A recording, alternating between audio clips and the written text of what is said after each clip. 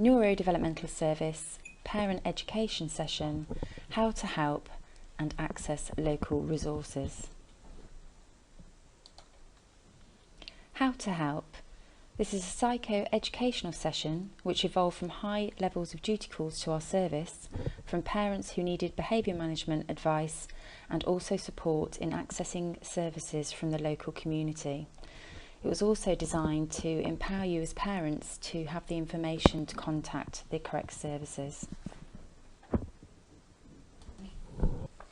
Frequently asked questions. My child has high levels of anxiety or meltdowns when faced with unforeseen changes in routine. What can I do? We often advise parents that they need to give their child an alternative option. For example, if you tell your child we're going to swimming and you get to the pool and it's closed, they're potentially going to have a meltdown. However, if you say we are planning to go swimming tomorrow, but if the pool is closed we will go to the park, this is generally enough to ease the situation. The other strategy would be a visual timetable, which could help to reduce your child's anxiety as they will know what the plan is for the day. I am struggling to understand some of my child's behaviour, such as need for routine, self-injurious and no sense of urgency. Try to incorporate a timer into the daily routine so your child has a clear visual image which will help them to understand the concept of time. They will know when to start and stop an activity. You can also use distraction techniques, maybe talking about your child's special interest or redirecting their attention. Another way is to break down tasks into simple instructions. The less language, the better. We also signpost parents to the National Autistic Society or Autism West Midlands websites, as they have useful parent information sheets regarding managing behaviour. Even if your child doesn't have a diagnosis of autism, the recommended strategies will still be useful and will not cause any harm. I feel unsupported by nursery or school. They won't help until we get a diagnosis. Many parents report that school won't help until a diagnosis of autism is given to their child. However, with or without a diagnosis, autism-friendly strategies can be implemented without harm to support your child's needs. My child has difficulty settling and staying asleep. What can I do? There's a service called Cerebra who will work with children who have a neurodevelopmental diagnosis. However, we recommend that you look at their parent information leaflets on their website, which you can access by going to www.cerebra.org.uk, or if you feel your child is presenting with issues related to sensory difficulties such as sound, touch and sight, a referral to the Occupational Therapy service could also be considered. You can self-refer your child to this service by going to covkidsot.co.uk. Behaviour is often the child's loudest voice and is a tool to get their needs met. For example, displaying anger, anxiety and inflexibility is your child's way of communicating that something is wrong, especially if they don't have the language skills to explain in more detail. What could explain your child's behaviour? Behaviour can present in many different ways, and the easiest way to understand this is to break it down into 4 areas: the where, the when, the what and the why. The example we like to give is of a family who took their child to the hairdressers, which caused high levels of anxiety. We broke the situation down using the 4 areas. When?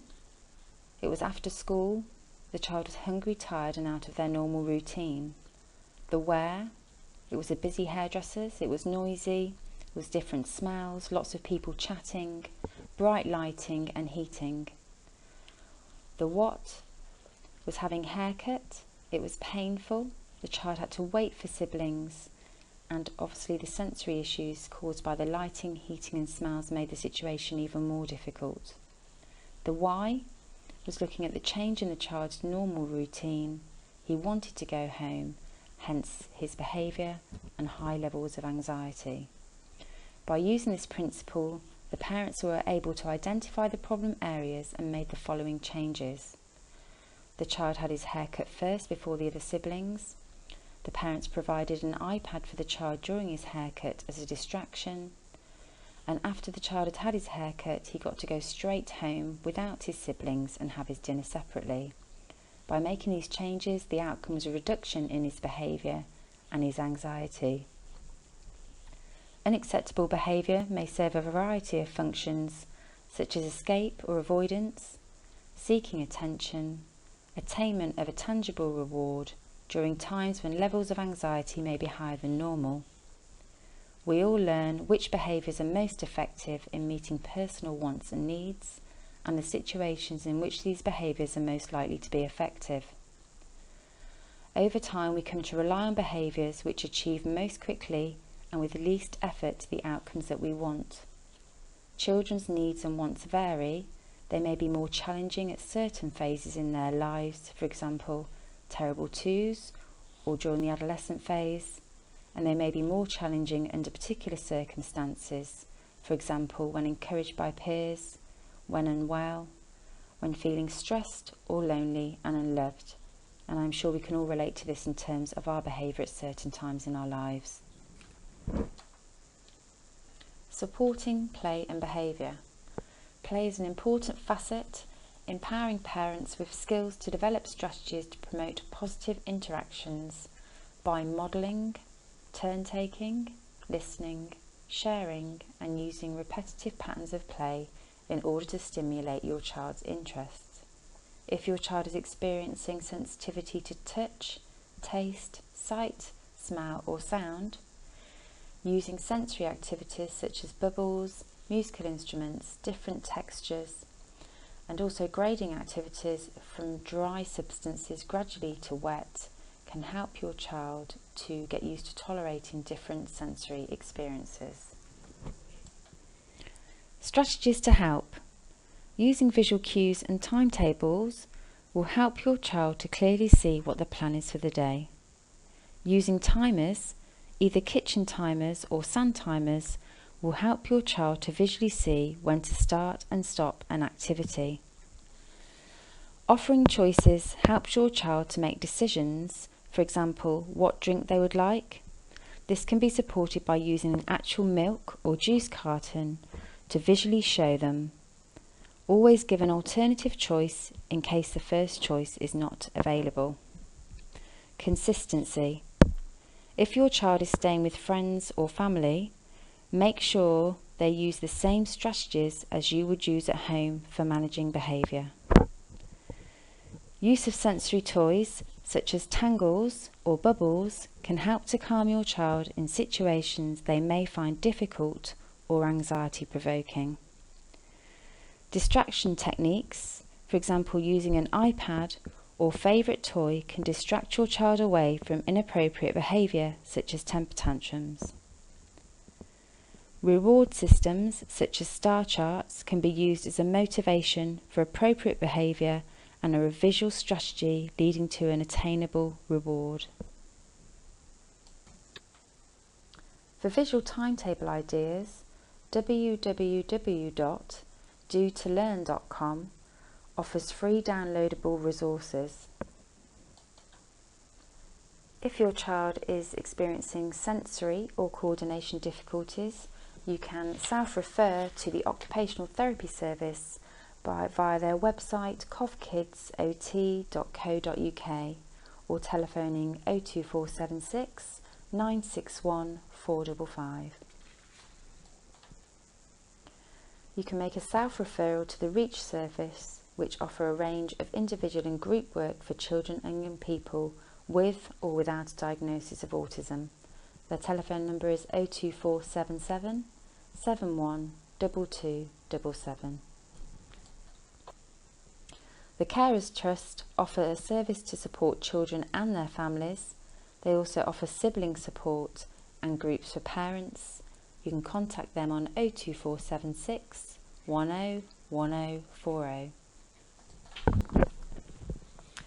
If you are concerned about the support your child's school is offering, you can contact the SEND service for advice and support on 02476 694307.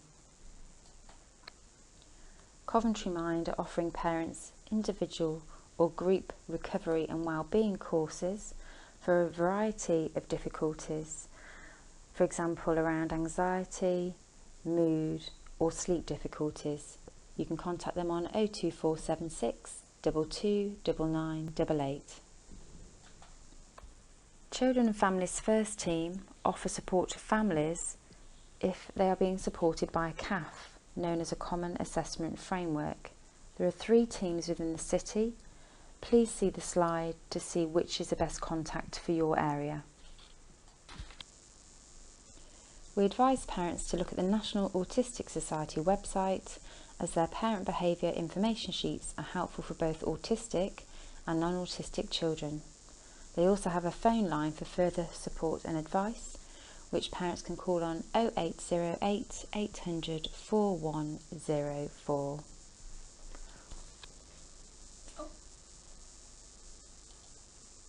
Another website which we advise parents to look at is Autism West Midlands. Again, they have lots of parent information sheets which are useful in regards to implementing strategies which might help you manage your child's behaviour. You can contact them on 0121 450 7582. ADHD. If you have concerns about your child's activity levels and attention, you can access the ADIS website for further information and support. Tourettes Action.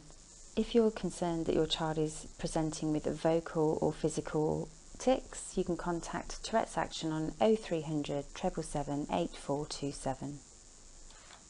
Aunty Agatha's. If your child is presenting with sensory difficulties and you'd like advice and support in regards to accessing resources, you can visit Aunt Agatha's shop, which is in 14 Talisman Square, Kenilworth, for expert advice. If you have concerns about your child's coordination and planning, you can have a look at the Dyspraxia Foundation for further information. IAPT, which is Improved Access to Psychological Therapies, can be contacted directly by parents who may be experiencing difficulties with their mental health or anxiety for support and advice. Support networks.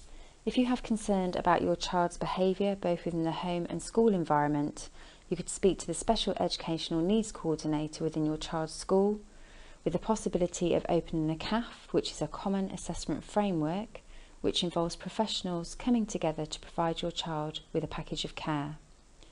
If friends and family offer their support, it's important to accept, enabling you to have some time for yourself. Prior to assessment, we will send you paperwork to complete and return. We will also ask you to pass similar information to school as a way of consent. You may be offered a medical telephone consultation with a member of the paediatric team. You will be invited to attend 2 one-hour appointments with a member of the neurodevelopmental team or paediatrician to complete the assessment. This will be for both yourself and your child. It is important to prepare your child prior to the assessment, giving clear details of the time of the appointment, venue, and what to expect during these appointments. If you have any further questions, please contact us at the neurodevelopmental team 02476 961 226. Thank you.